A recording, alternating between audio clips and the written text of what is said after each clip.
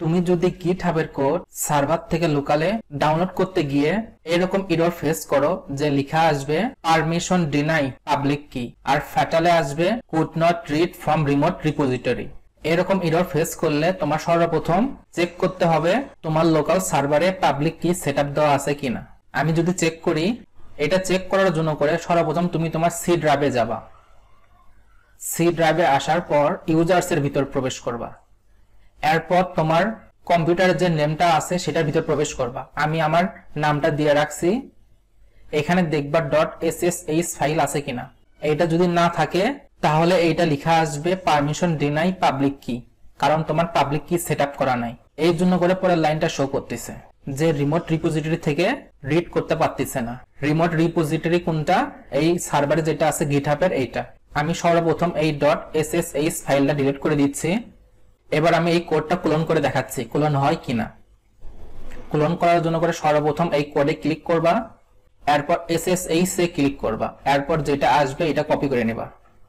এরপর লোকালে যে ফোল্ডারের ভিতর এই ওয়েবসাইটের কোডটা পেস্ট করতে চাও সেখানে আসবা, রাইট ক্লিক করবা, এখান থেকে আসবা git bash here। এখানে যদি আমি ক্লোন করতে চাই, দেখো ক্লোনটা হবে না। ক্লোন করার কোডটা তোমরা অবশ্যই জানো, git স্পেস ক্লোন, তারপর যেটা কপি করলাম সেটা পেস্ট করতে হবে। পেস্ট করার জন্য করে কিবোর্ডের শিফট প্রেস করে ইনসার্ট বাটনে ক্লিক করবা, এরপর এন্টার।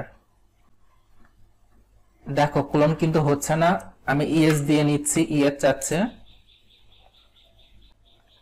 দেখো আমি একটু জুম করি, এখানে এই এররটাই শো করতেছে পারমিশন ডিনাই পাবলিক কি, আর নিচে could not read from remote repository. এবার যদি আমি এই .ssh ফাইলটা কপি করে নেই, এরপর যদি সি ড্রাইভের ভিতর পেস্ট করি, সর্বপ্রথম সি ড্রাইভের ভিতর প্রবেশ করব। পেস্ট কিন্তু অবশ্যই ইউজার্স এর ভিতর প্রবেশ করতে হবে আগে। এরপর আমার কম্পিউটারের যে নামটা থাকবে এটার ভিতর প্রবেশ করব, এরপর এখানে পেস্ট করব। এখানে দেখো .ssh ফাইলটা আমি পেস্ট করলাম। এবার যদি আমি সেম কোডটাই রান করি, আমার সর্বশেষ পেস্ট করা কোড আনার জন্য করে কিবোর্ডের আপ অ্যারো বাটনে ক্লিক করব, তাহলে চলে আসবে। এবার যদি আমি এন্টার দেই, এন্টার দেওয়ার আগে আমি দেখাই আমার ওয়েবসাইটে কোডটা আসে কিনা। দুইটা দুই পাশে রাখতেছি। এখানে দেখো বাম পাশে শুধুমাত্র ফাইলস আছে আর SSH ফাইলটা আমি কপি করে রাখছি, এইটা ব্যাপার না। এবার আমি কোডটা এন্টার দিচ্ছি, দেখো ক্লোনিং হচ্ছে। আর বাম পাশে দেখো ক্যাটারিং সার্ভিস কিন্তু ডাউনলোড হচ্ছে। আর এখানে দেখো একটু আমি জুম আউট করে দেখাচ্ছি, এটা কিন্তু ডাউনলোড হচ্ছে, প্রায় 92% ডাউনলোড হয়েছে।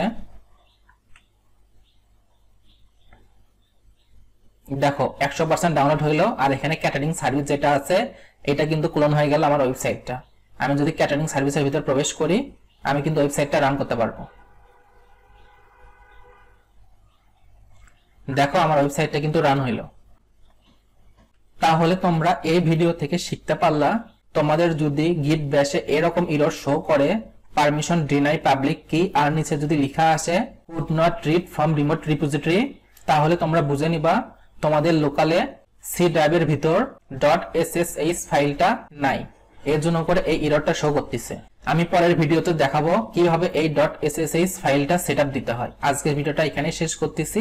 Thank you for watching this video.